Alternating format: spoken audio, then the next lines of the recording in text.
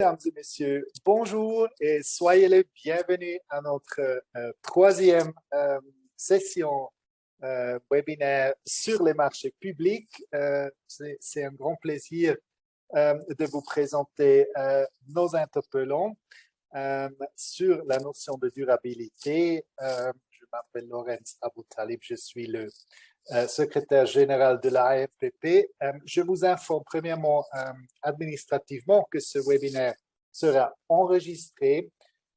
Aussi, les présentations vont être mises à votre disposition quelques jours après. Avec l'enregistrement, vous trouvez ça sous le lien afeb-ampp.ch/webinaire. Je voulais aussi vous avertir sur notre quatrième et dernière édition de ce webinaire sur les critères d'adjudication prenant place le 18 mai, le même heure pour le même temps. Bon, c'est un très, très grand honneur de vous présenter Monsieur Peter Dransfeld. Il est le nouveau président de l'ESIA et je suis très heureux que vous avez eu le temps de participer et vous adresser avec un mot d'introduction aux personnes. Merci beaucoup. Monsieur Dransfeld, vous avez la parole.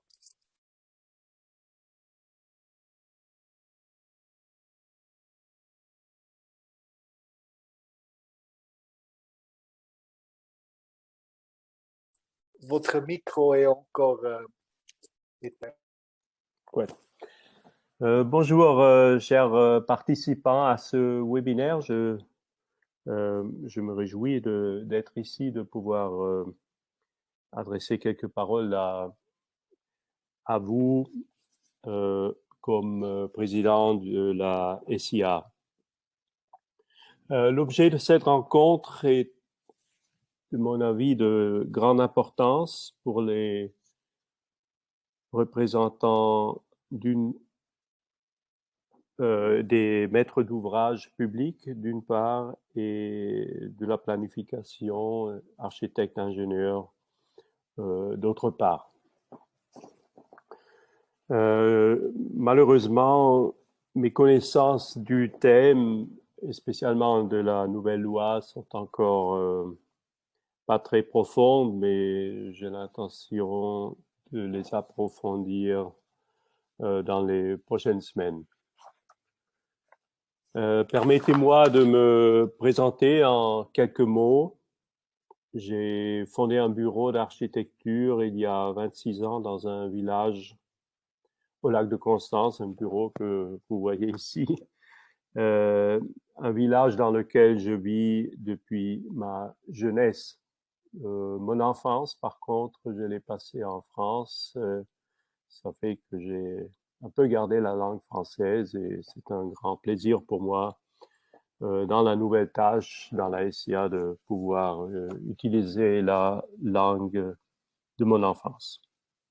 Dans notre bureau, nous sommes environ 10 personnes.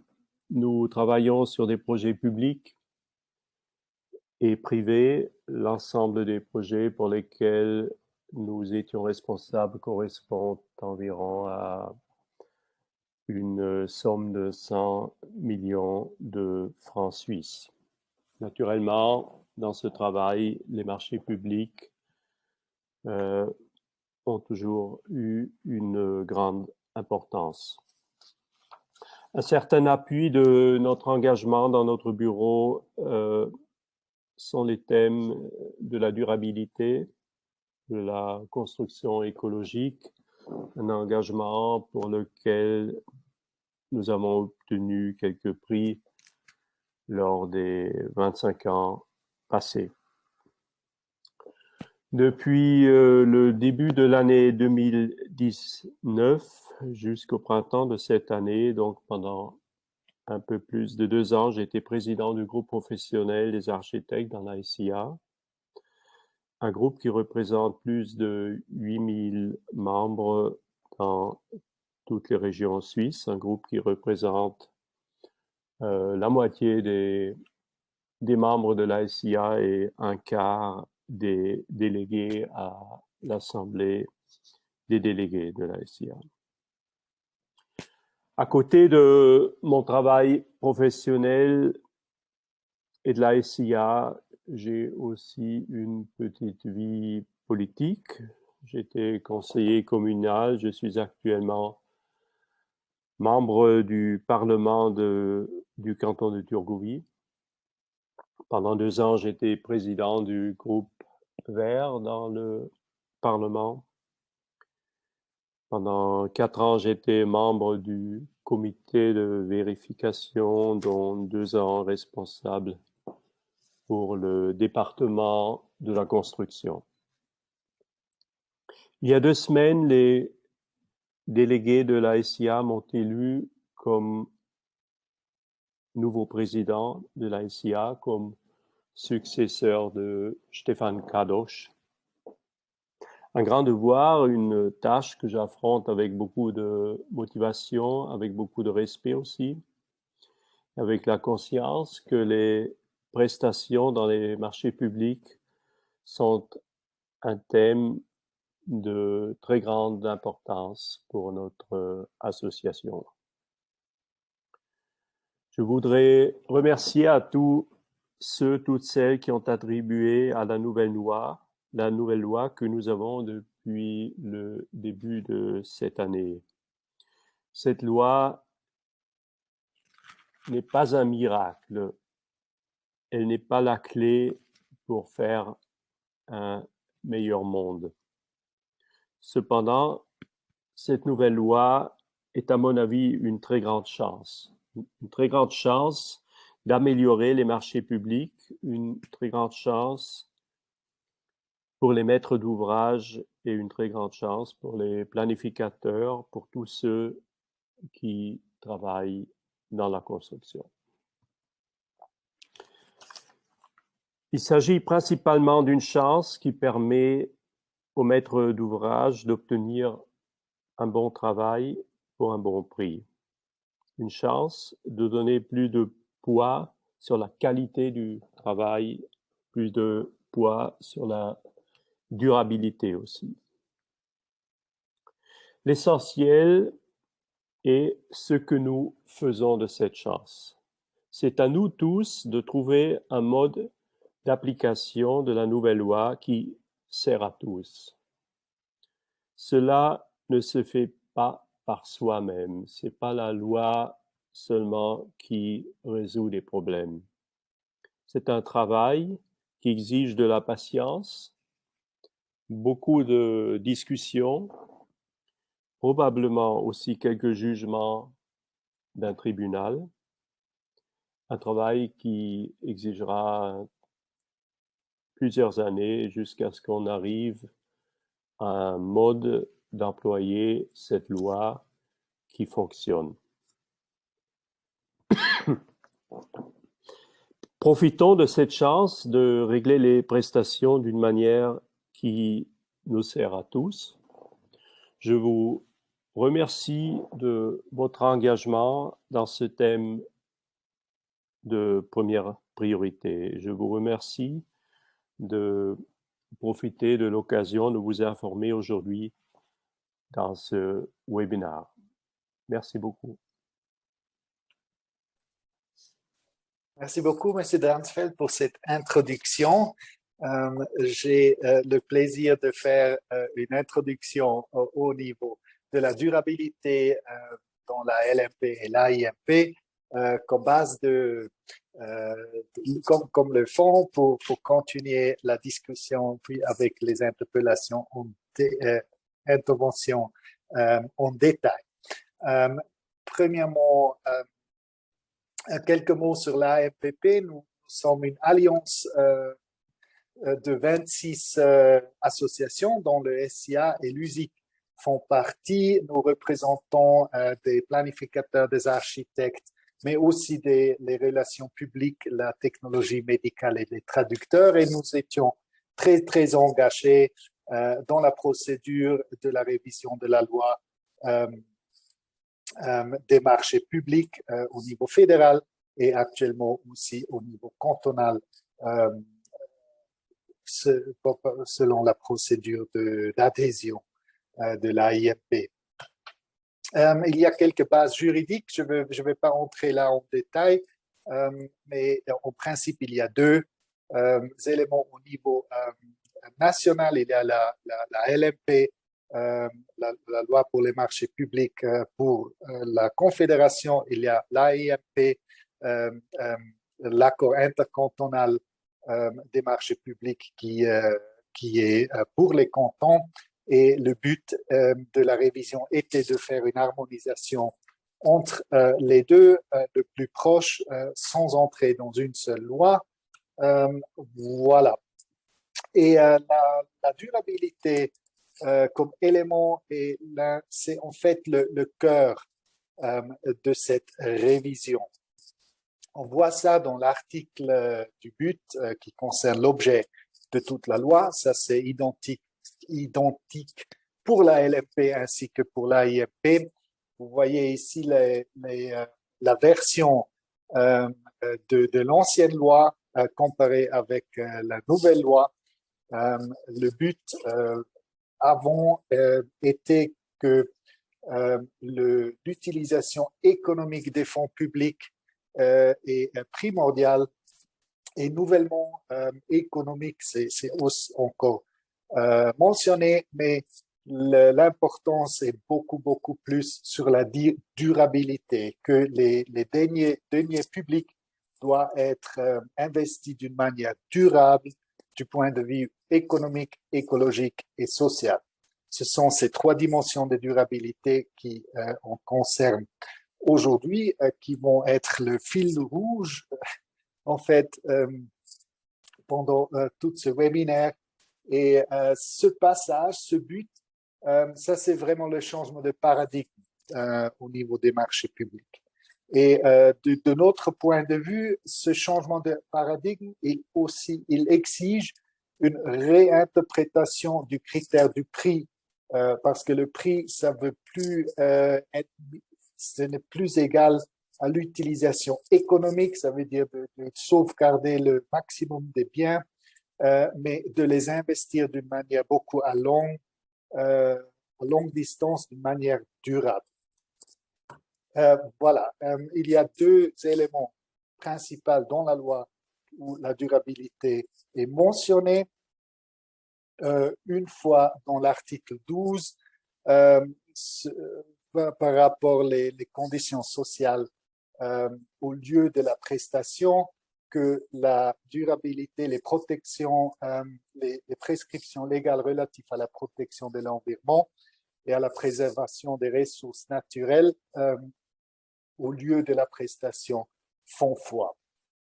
Le deuxième élément, c'est dans l'article 29 qui concerne les critères d'adjudication. La durabilité est mentionnée comme un critère d'adjudication indépendant, même que vu selon l'article du but, que la durabilité doit être prise en compte dans toutes les activités qui sont soumises à cette loi.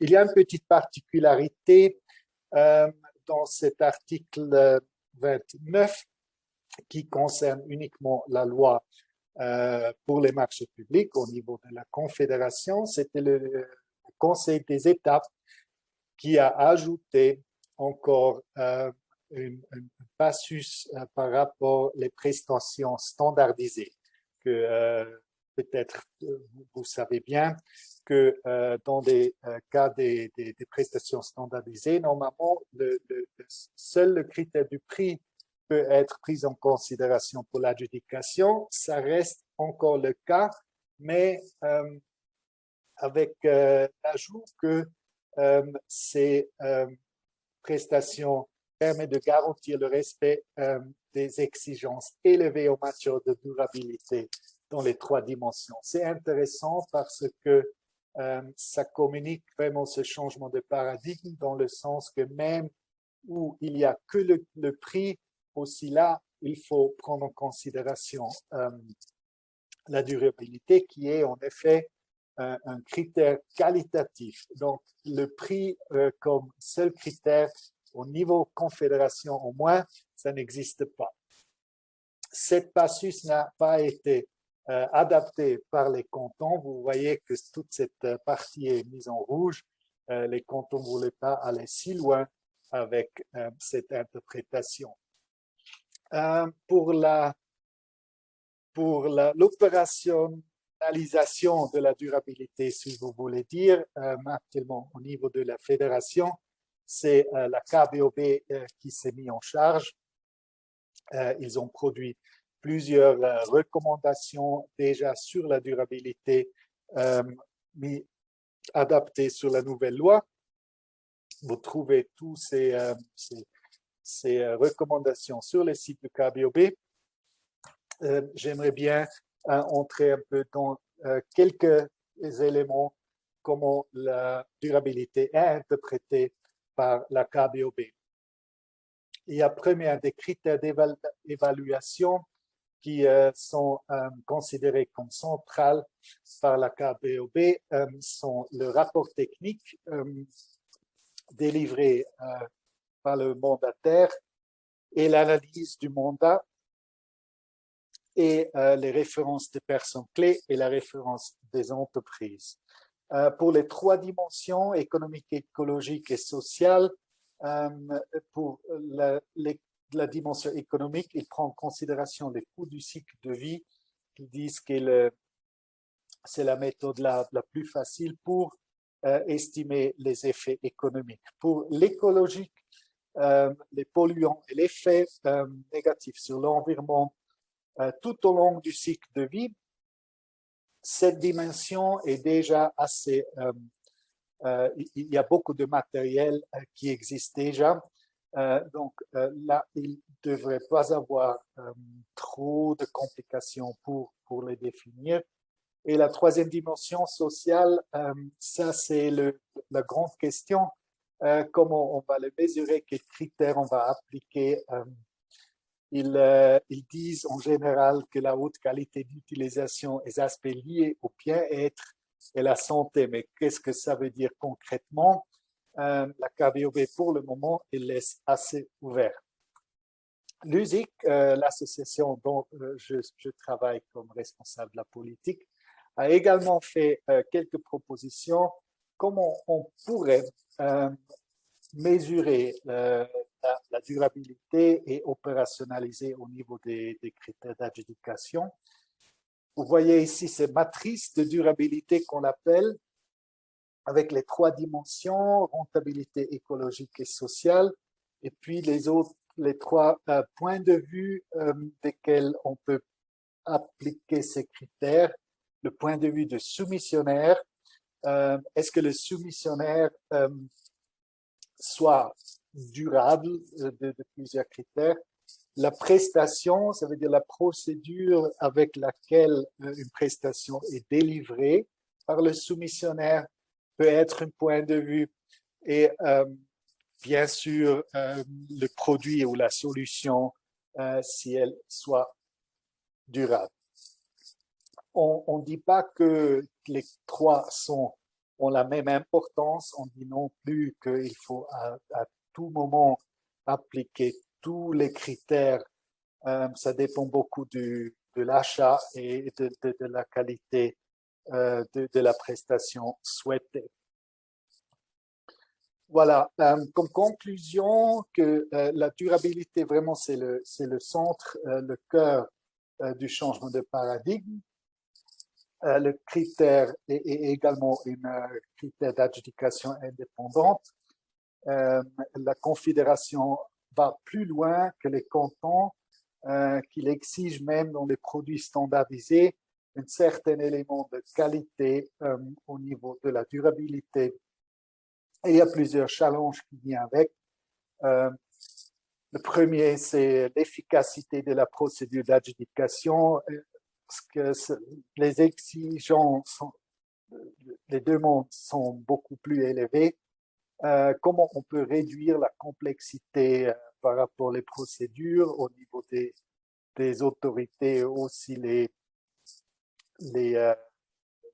demandeurs. L'aptitude, l'égalité, est-ce que c'est Est-ce qu'on fait de la même, est-ce qu'on peut appliquer ça d'une manière juste pour tous les offres, parce que c'est beaucoup au niveau de qualitatif qui est un peu subjectif à la fin du jour. Et le dernier challenge, c'est la vérification des résultats. Est-ce qu'on a vraiment reçu à la fin, c'est ce qu'on a demandé, basé sur laquelle on a donné le marché aux gagnants.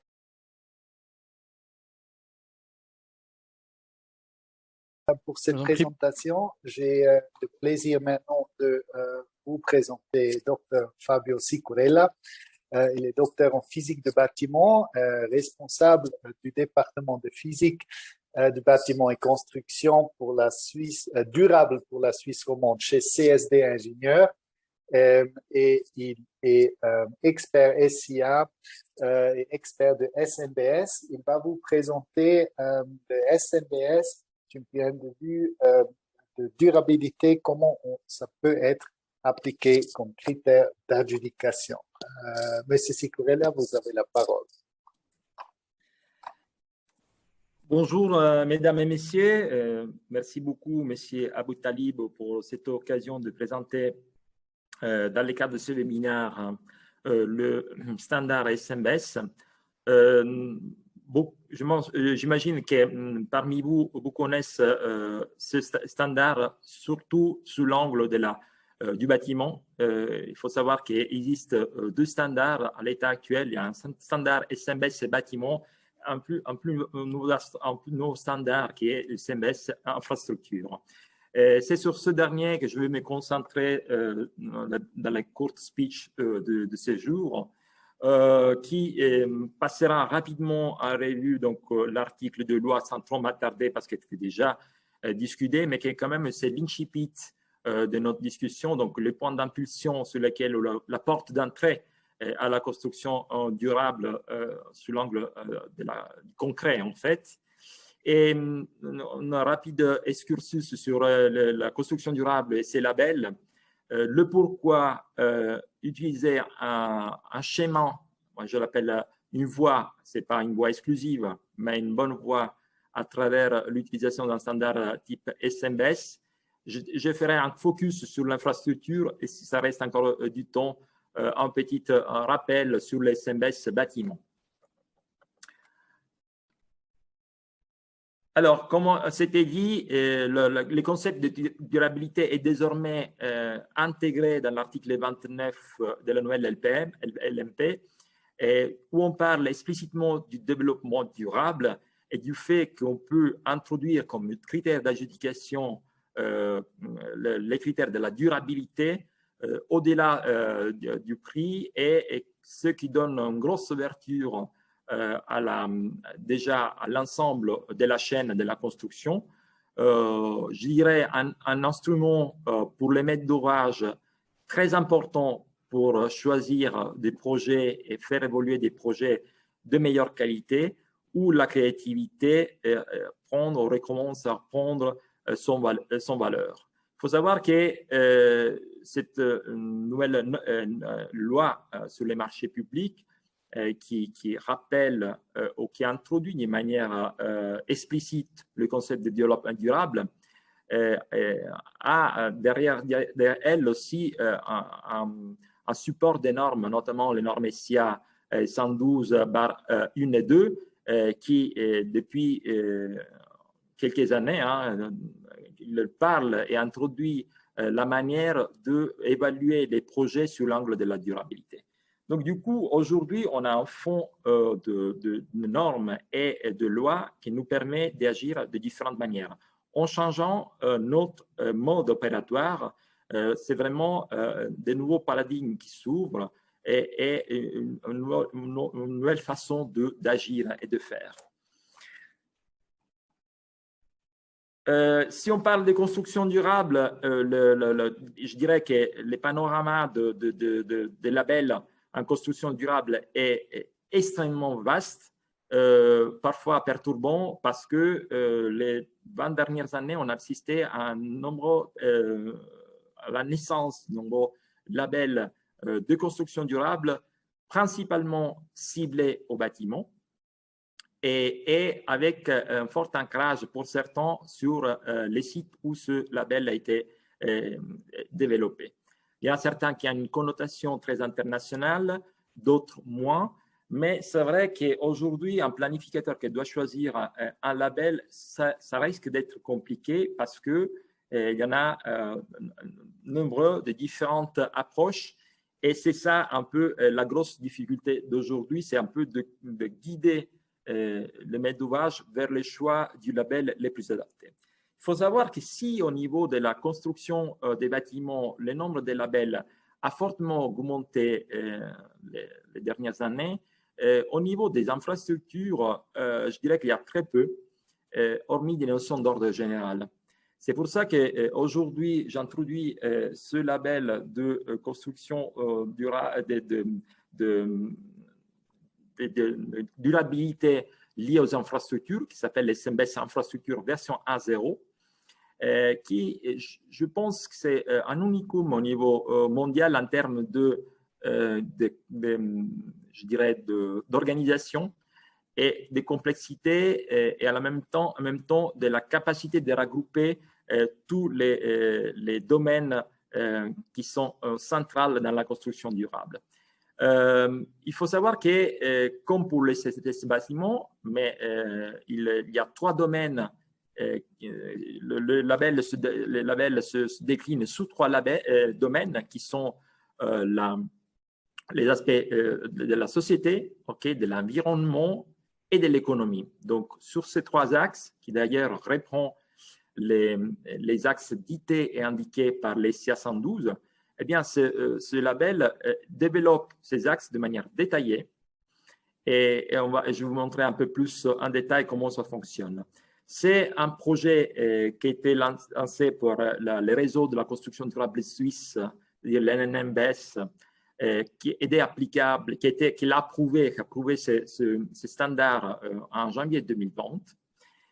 On peut considérer ce label comme le premier standard en Suisse, mais je dirais aussi dans le monde, comme je disais, il y en a peu capables d'évaluer la durabilité d'une infrastructure et il faut le prendre comme un vrai outil d'aide à la décision et à la planification des ouvrages.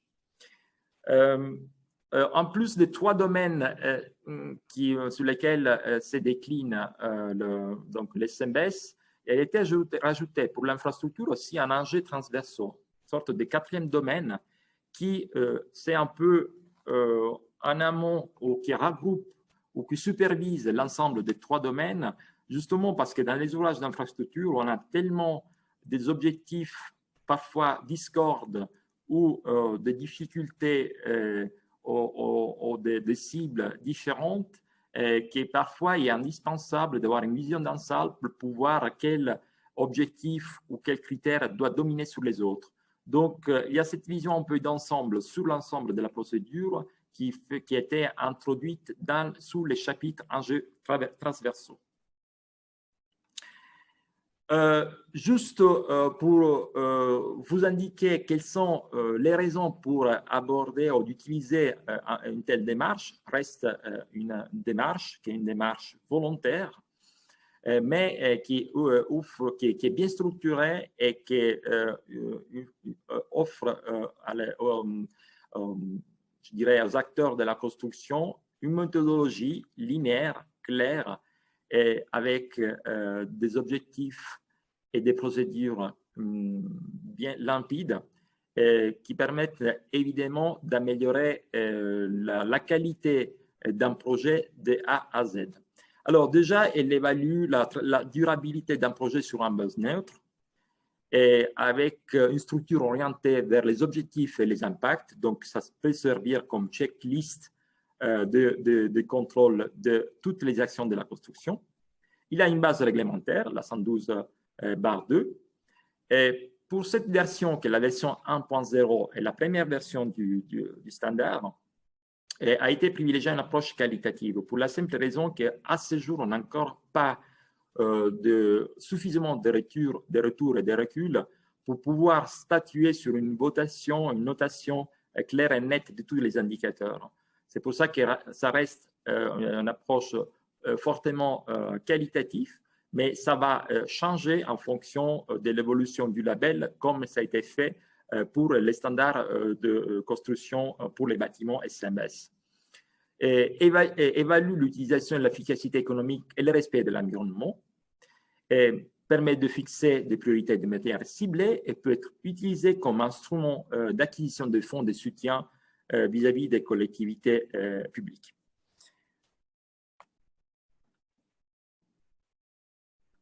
La structure, pour ceux qui sont familiers de l'SMBS bâtiment, la structure est similaire. Là, on avait 3 domaines. Ici, on a toujours 3 domaines, la société, l'environnement et l'économie, plus les thèmes transversaux dont je vous ai parlé. Et dans ces 3 domaines, il y a le développement de 10 thèmes. À l'intérieur de ces 10 thèmes, il y a 29 critères. Et ces 29 critères sont déclinés par les biais des 75 indicateurs. Donc, de ce fait, vous allez traiter 705 points, en réalité, que vous passerez en revue.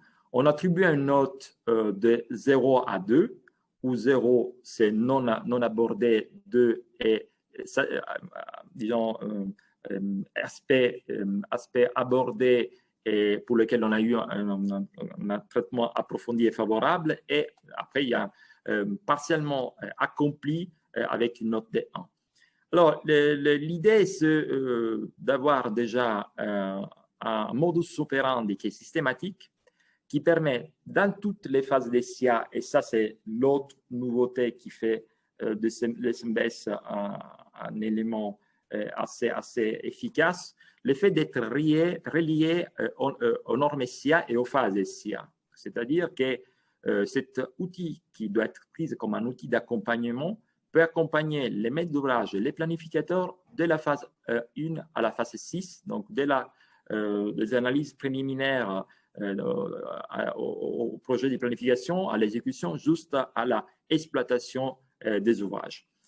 L'autre avantage, étant donné que cette démarche est structurée, qui donne donc accès finalement à des points qu'on attribue aux indicateurs et in fine au projet, il est possible de comparer différentes solutions des projets, des variantes, et de pouvoir voir les potentiels aussi d'optimisation d'un projet à l'état. C'est la raison, par exemple, ici, vous avez sous forme graphique, un graphique, un radar, où vous avez effectivement les 3 domaines, plus les thèmes transversaux. Chacun de ce domaine, vous avez vu, on a un certain nombre d'indicateurs. Ces indicateurs donnent accès à des points qui varient de 0 à 2, en bas et en haut. Et les moyennes de ce point donnent effectivement après valeur aux critères. Et là, vous pouvez voir où vous en êtes, ici par exemple avec les traits en continu, où vous pouvez aller en termes de potentiel du projet. Et ça permet, dans un clin d'œil, de pouvoir comparer différentes solutions, sachant qu'un projet a toujours besoin d'une vision globale qui touche les 3 aspects et qui sont, eux, pondérés d'une certaine manière d'arriver au final à une sorte de note globale ou de moyenne pondérée de différents indicateurs. Contrairement, je vous dis déjà la différence à la démarche SMBS bâtiment qui est plus développée car elle a commencé plus tôt. Il faut savoir que SMBS bâtiment, la démarche, en tout cas la version 1, ça date de 2013 et qui est devenue elle-même un outil de certification propre à partir de août 2017. Bon, là, dans ces cas-là, on arrive à attribuer des notes claires, certes, avec une notation finale qui va d'argent, gold et platine en fonction de la note finale acquise. Ici, on n'est pas encore là. On est plutôt dans une approche de standard d'accompagnement d'outils de développement d'un projet qui peut être utilisé à différents stades du projet, notamment à la création des appels d'offres. Je vous donne encore quelques petits exemples. Alors déjà, comme je vous ai dit, grosse particularité de SMBS qui fait de cet outil un vrai outil de travail, c'est déjà de pouvoir avoir dans toutes les phases SIA l'action qu'on peut mettre en œuvre pour tenir compte de cette canevas d'accompagnement à la construction durable qu'est le CMBS Infrastructure. Et encore ici, sur l'image de droite, vous avez pour tous les indicateurs qui sont ici déclinés, j'ai pris qu'un bout d'indicateurs, quel indicateur doit être abordé et dans quelle phase SIA, ici indiqué de 1 à 6. Donc, du coup, vous imaginez, vous avez le pouvoir d'analyser sous les 705 indicateurs de standard infrastructure les projets de A à Z en pouvant intervenir d'une manière évidemment d'amélioration pour le projet lui-même. Si on veut aller dans la pratique, à quel moment on peut utiliser ces standards? Bon, déjà, par exemple, pour évaluer, utiliser donc comme grille comme sorte de checklist pour définir les spécifications techniques lors des activités du projet ou d'un appel d'offres, ou pourquoi pas comme vrai critère d'adjudication. Et donc là, vous avez dans cette image, en fonction aussi de la taille du projet, évidemment, normalement les infrastructures sont des projets de taille, l'intérêt ou pas de mettre des domaines, des critères qui sont liés à la société, à l'économie, à l'environnement, comme spécification technique ou encore comme critère d'adjudication.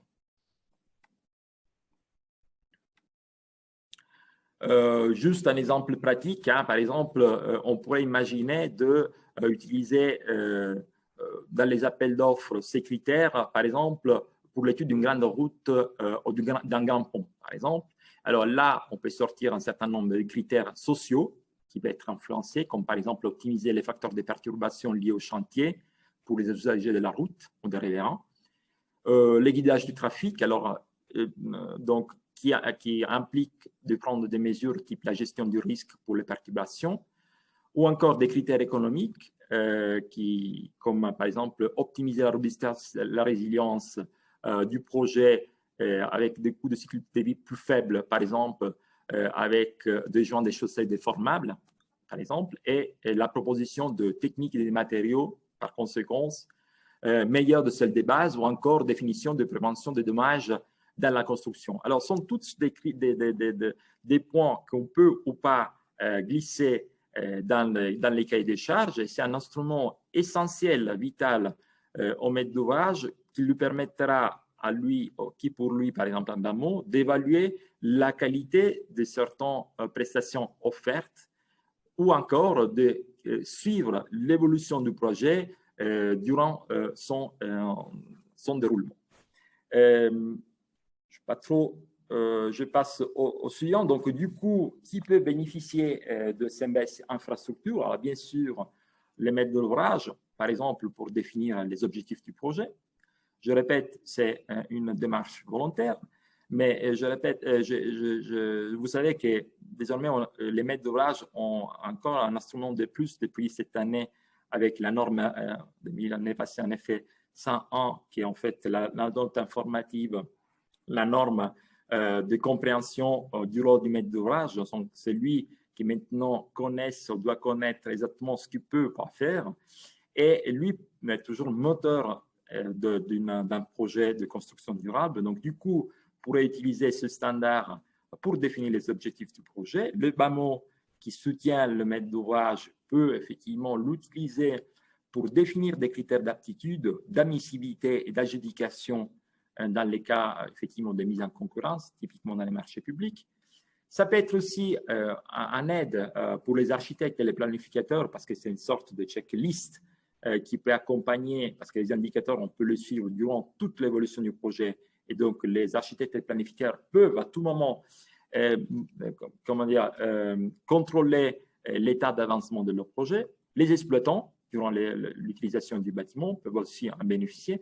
In fine, nous tous, parce qu'on a, à vrai dire, un outil qui, de A à Z, arrive à suivre l'exécution d'un ouvrage, mais aussi de contrôler l'exploitation. Et vous savez comment il est importante l'utilisation du bâtiment dans la démarche de durabilité. Et évidemment, ce n'est pas un cours SMBS infrastructure, c'était seulement, je voulais vous donner quelques pistes. Plus d'informations, vous le trouverez sur le site de SMBS infrastructure. Je pense que, bon, peut-être on laisse maintenant la parole aux participants pour poser des questions. Juste encore un mot sur le SMS bâtiment, qui est bien plus ancien et ancré sur le territoire. Même principe, sauf que, comme je vous ai dit, aujourd'hui, on peut labelliser, donc avec un stempel d'une construction qui a suivi cette démarche. Et l'intérêt, parce que ça a été fait des études comparatives avec d'autres labels existants, c'est qu'effectivement, SMBS, ça vaut pour l'infrastructure que pour les bâtiments, aborde des thématiques très propres à la réalité suisse, donc sous l'angle des normes, ça c'est très important, mais surtout met à l'accent, qui ne met pas les autres labels, sur des aspects qui sont liés aux aspects sociaux et économiques et qui sont parfois négligés par les autres démarches. Et ça, c'est une spécificité toute suisse. Je vous remercie pour votre attention et j'espère avoir répondu à vos attentes. Merci beaucoup, Monsieur Sicorella, pour cette présentation intéressante des SMBS, surtout aussi que le SMBS infrastructure est assez nouveau. Il y a quelques questions qui sont entrées par les participants, premièrement sur les SMBS.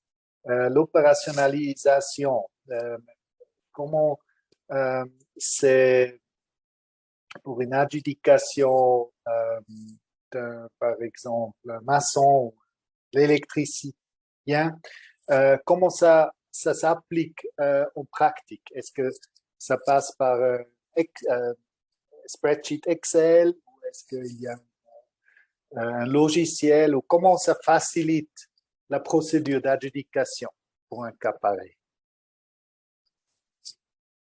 Ah, votre micro. Oui. Bon, vous m'entendez? Parfait. Alors, déjà, je répète, normalement, qui incite au guide d'un tel système peut être le maître d'ouvrage qui indique un peu les critères d'adjudication lors d'un appel d'offres, par exemple. Donc, c'est lui qui peut constituer son propre Caneva avec les indicateurs qui sont les plus pertinents pour lui et pour son projet, auxquels les adjudicateurs devront répondre. La forme n'est pas une forme fermée, une forme ouverte, hein, simplement qu'il y a une forme plus définie. C'est-à-dire qu'aujourd'hui, par exemple, il y a un degré de compréhension générale sur la durabilité des projets. On le trouve souvent, ces critères de durabilité, maintenant sous les appels d'offres publiques et privées d'ailleurs. Et le problème, c'est comment, au lieu de laisser une sorte de thème libre à développer, le maître d'ouvrage peut clairement extraire de la grille des indicateurs SMBS un certain nombre de paramètres ou d'indicateurs qui lui semblent plus pertinents pour ce projet et demander aux adjudicateurs de se prononcer là-dessus. Donc ça, c'est déjà une forme esthétique ou, je dirais, une forme de présentation qui peut être indiquée par le maître d'ouvrage qui va mieux définir les critères d'adjudication lui-même.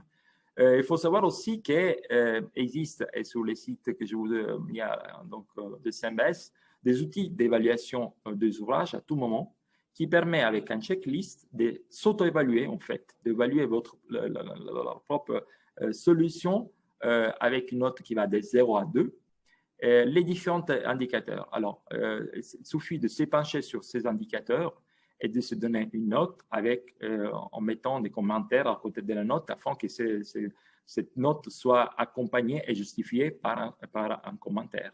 Voilà comment aujourd'hui on peut s'exprimer.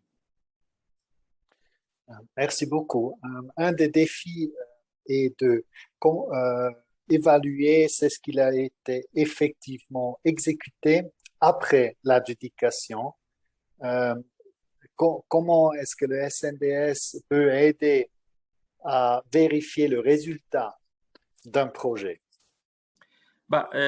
Déjà, alors, à ce stade du projet, comme je disais, la notion de la quantité est encore restreint réduite sur les SMBS infrastructures parce qu'on n'a pas encore de valeur comparative pour juger à la valeur absolue de la qualité d'un projet.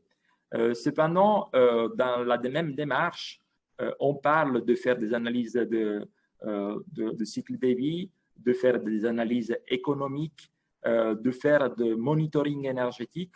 Tout cela, c'est quelque chose qu'on peut suivre et monitorer. C'est-à-dire qu'en prévoyant ce genre d'analyse, ça veut dire aussi mettre en place une structure qui sera reprise après en phase d'exécution et qui permettra le suivi de l'ouvrage en exploitation.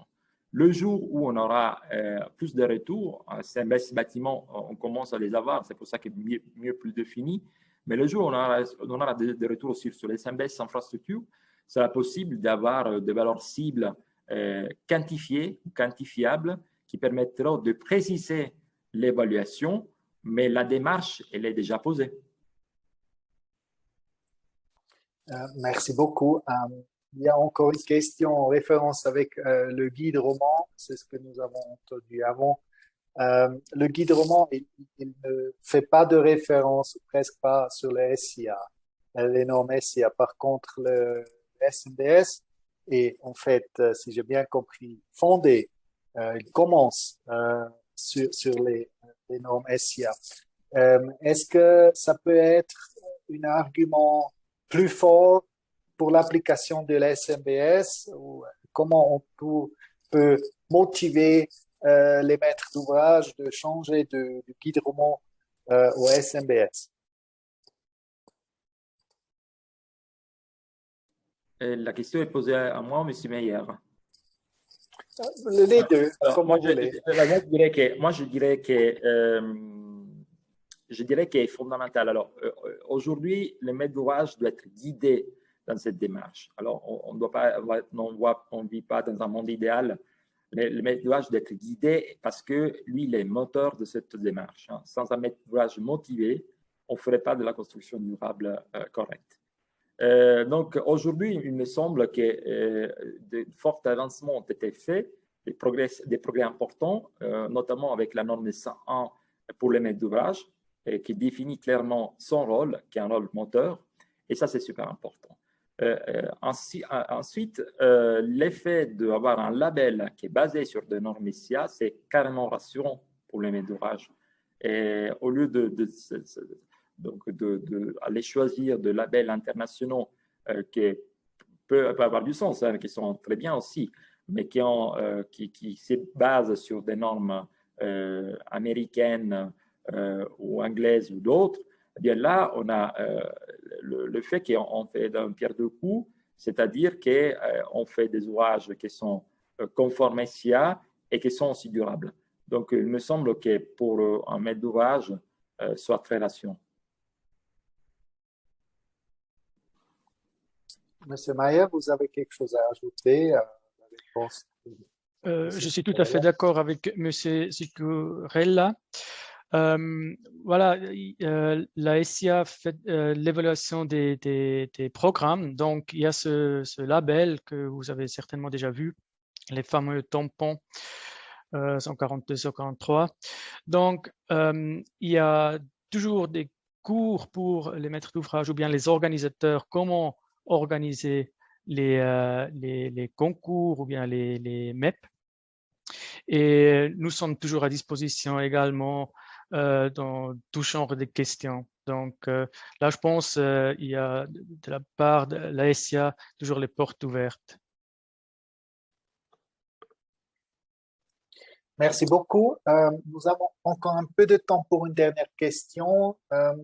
Voilà, comment les entreprises peuvent se préparer aux futurs critères d'adjudication du développement durable, comment se renseigner sur les standards, les labels, et comment on peut utiliser le développement durable pour l'avantage des entreprises locales. Ça, c'est une question très intéressante. Je vais les séparer. Premièrement, la préparation pour ces critères. Monsieur, qui veut aller?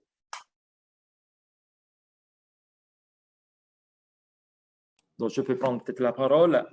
Alors, ce n'est pas une chose qu'on peut faire d'un jour au lendemain. Alors, c'est un changement de paradigme. On parle de ça, et c'est vrai. Et c'est quelque chose qui est bien plus mûr sur la partie bâtiment, beaucoup moins sur l'infrastructure. Et tout cela passe par un accompagnement en termes de formation et de suivi fait par des spécialistes. C'est-à-dire que ça nous arrive des cas où effectivement, on voit de plus en plus, il y a de marchés publics pour les entreprises ou EG qui doivent répondre à des critères de durabilité dans leur projet et qui ont forcément besoin d'un appui de tiers, notamment de partenaires spécialisés dans la construction durable qui les accompagnent.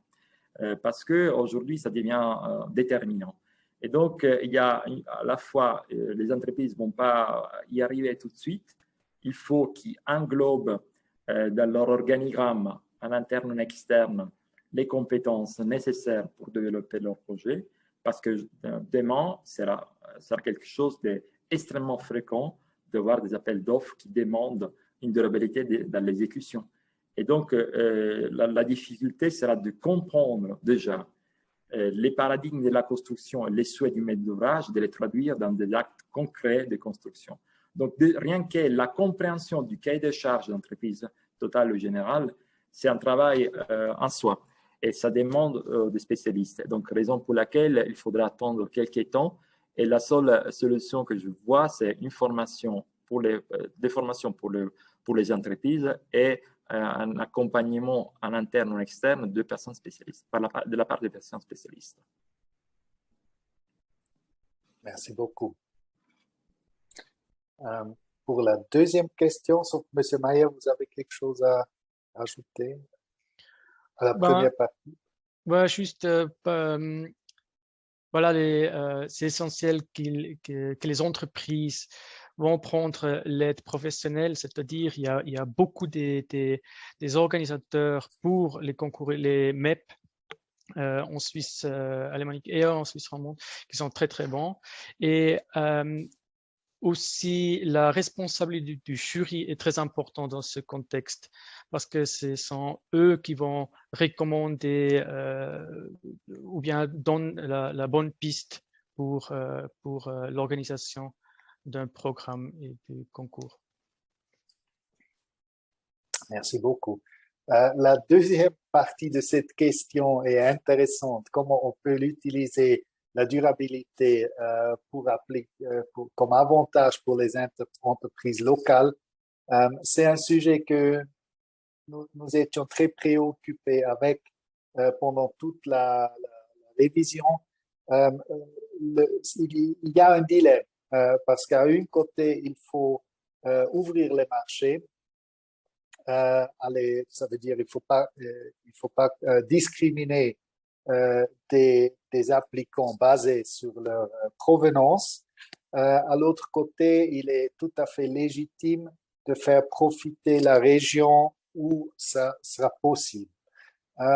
De mon point de vue, comment j'ai vu les discussions jusqu'à maintenant, il y a deux chemins.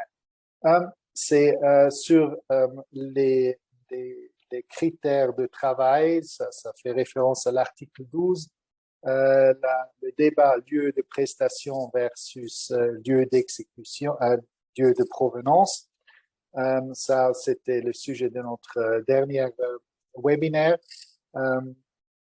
Si on a des réglementations de travail plus élevées que des autres et ce lieu de provenance, lieu d'exécution est mis en œuvre, ça peut être un chemin. Le deuxième, c'est la distance elle-même ne peut pas être prise comme critère d'adjudication. Donc, si quelqu'un vient de Zurich à Lausanne ou quelqu'un vient de Lausanne à Lausanne, cette distance peut être considérée comme discriminatoire. Mais si on ne le regarde pas par la distance, mais par le solde d'émissions qui peut être produit, par exemple, s'il faut se déplacer régulièrement pour visiter le site, ça peut être appliqué comme critère, à condition que ce n'est pas une discrimination à cause de la distance. Voilà.